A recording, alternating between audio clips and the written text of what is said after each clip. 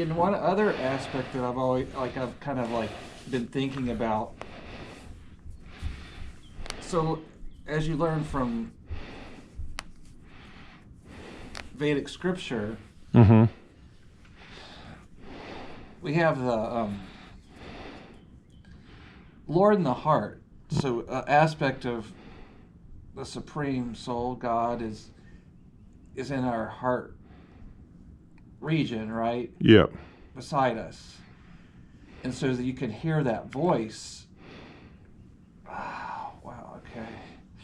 That's not the voice. Oh. Wow. Yeah, that your thumb is fucked, you know.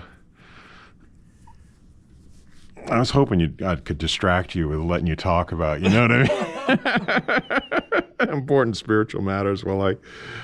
But you know, your mind has sort of come back to this.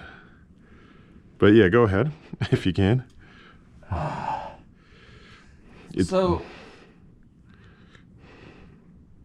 But you also have an element. So that's an element of the subtle body, which is the intelligence, the buddhi, right? Mm-hmm. So a question I've kind of like... The buddhi, B-U-D-H-I, is that how you say it? Yeah, buddhi. Okay, I've heard that, but I didn't quite. Yep. That's the Sanskrit term for intelligence. So the question that's been swirling into my mind, and so your intelligence also is a type of voice. Don't...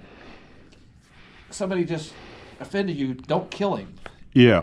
Yeah. But so like one of the things that I've kind of been swirling into my mind for a while is like the distinction, like when does a person know it's the Lord in the heart versus the buddhi, the intelligence? Like, Mm-hmm. you know, like it's sometimes can be that's the subtle. I mean, obviously the intelligence can be purified and then it's one and the same. But until that happens, there is a distinction. Mm-hmm.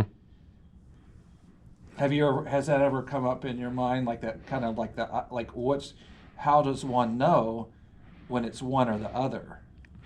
Oh yeah, I mean, because of course you got people that, you know, say they hear God and God told them to do this and God told them to do that, you know, and you go, well, that's not like actually a very nice, you know, whatever, you know what I mean? Like, I think you're crazy, or you know what I mean? Like and then you got other people who are more like, well, that's maybe God did tell you to do that, you know.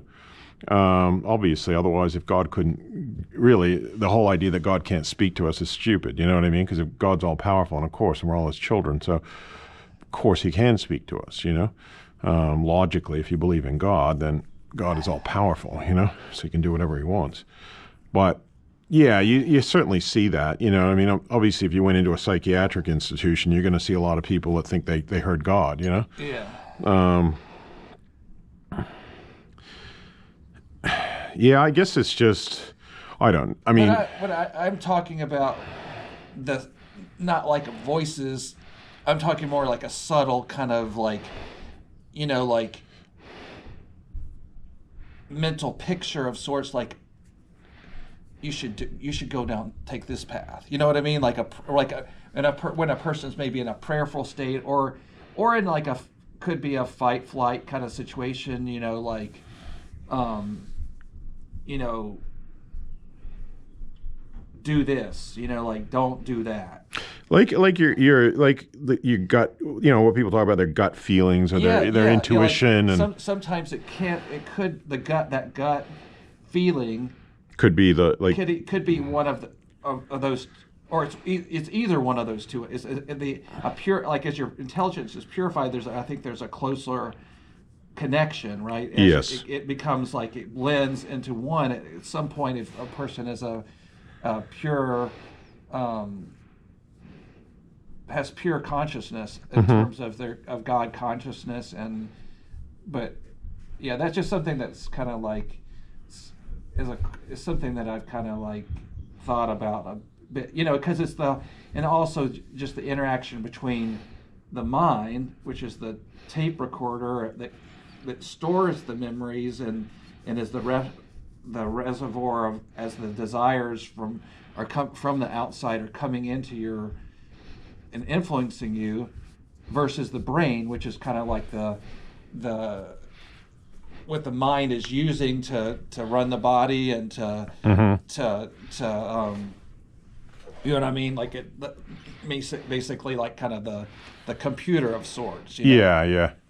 But that's like in our society, there's no understanding that there's a separation, that one is gross material matter that you can see and feel, and one is this subtle matter that you can't see that also is carried with you lifetime to lifetime. You know what I mean? Yeah. So yeah, exactly, at the time of death. And it also would include, like this, of course, the subtle body would also include all sorts of baggage, like that would tie in. Some stuff you take, you know, like I was watching. I was watching some videos about this boy who remembered his previous life when he was a fighter pilot in World War II. I saw that. You know what I mean? So it's kind of like, you know, normally we don't take our memories with us, but sometimes we do, that's right? That documentary. Well, no, I mean Netflix documentary. Oh, they're always there.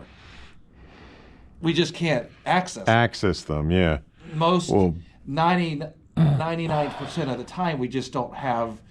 They're always there, but we just don't have the ability to like. Well, I was reading about multiple personality disorder, you know, where people have like 5 personalities. Yeah. And it's almost always due to trauma as a child. You know, maybe they were sexually abused. And what they do is they block out that part of their personality and put it into a box. Right. Right? And I was talking to you last night just about, you know, when I was like beaten up and stuff when I was 12 or whatever, you know, there was a part of me like, when I did this work and inner child, like part of me was very hurt, you know. There was another part that came in and became this protector, you know. But multiple personality disorder, it's far more extreme than that. You know what I mean? Like, are you getting? Yeah, I think they call that disassociation. Yeah, now. Oh, okay, yeah. Yeah, which is, or what do they call it? There's another name.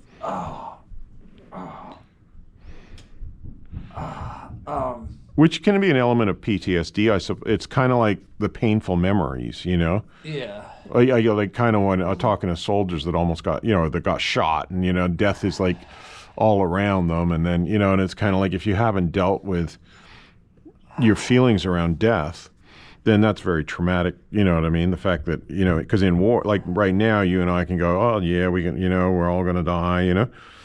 But in war, it's kind of like we could all die in 10 seconds. You know, it's like the imminence of it is often very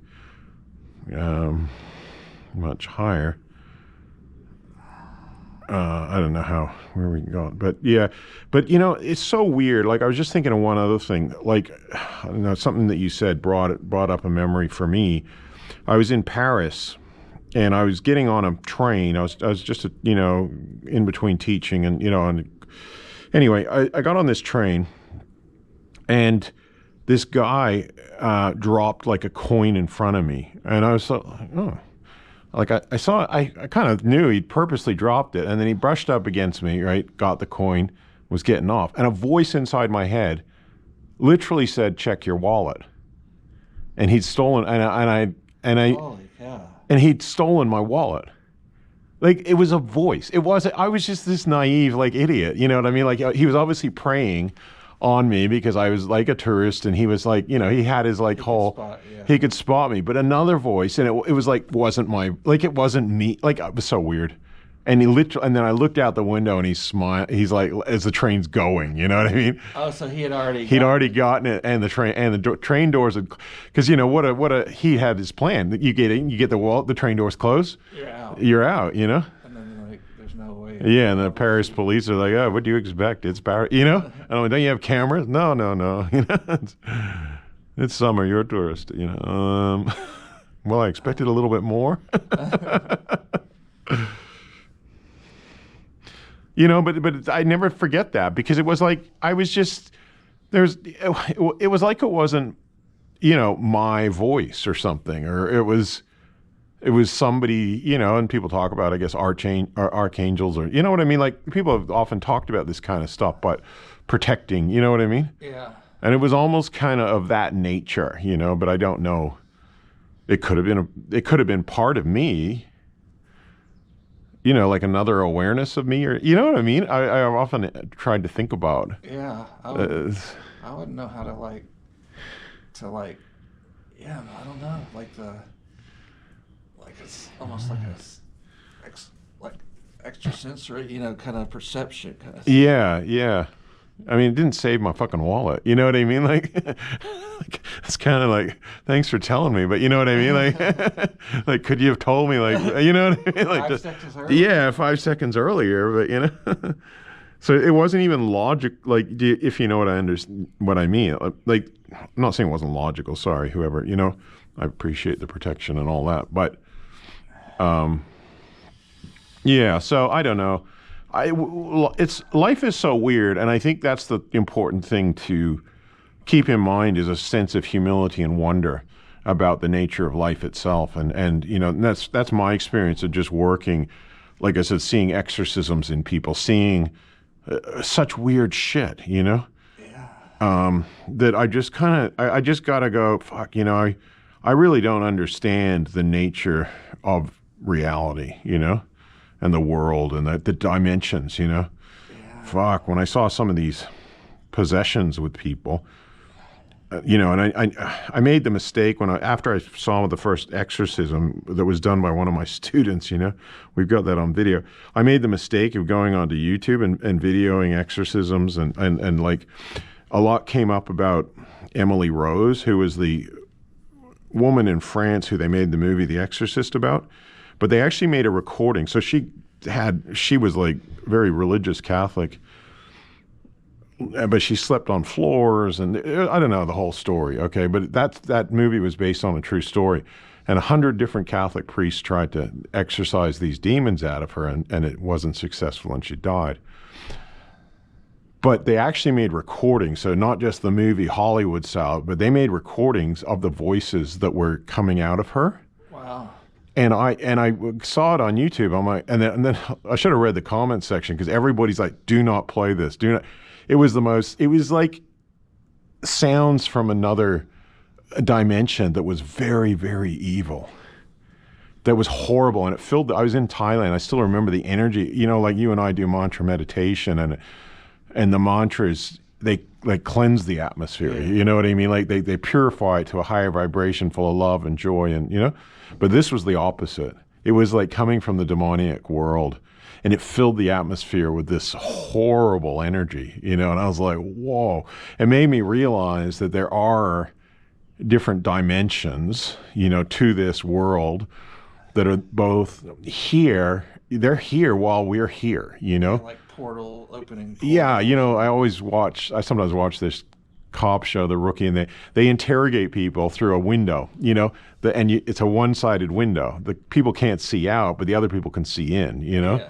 And I think there's a lot of that actually kind of going on in this world, where these entities, both good and bad, you've got your more higher vibration entities, and then you've got these kind of lower ones, and those lower ones can get into people who are having, hard times, like I think like obviously that guy from Yugoslavia, his father was in a prisoner of war camp and being tortured, and you know what I mean? It was like that whole 1995 kind of Yugoslav war was filled with like horrendous torture, and you know what I mean? Like basically demoniac,